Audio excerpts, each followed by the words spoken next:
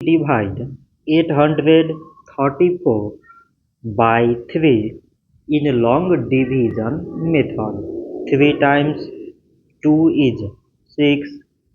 On subtracting we get 2.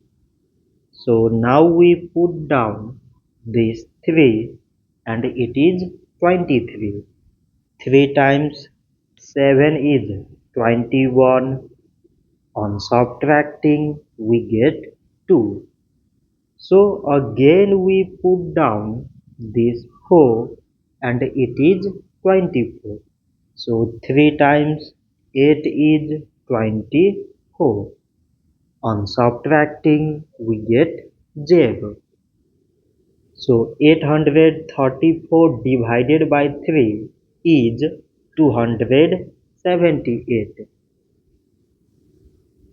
So this much for today and thanks for watching.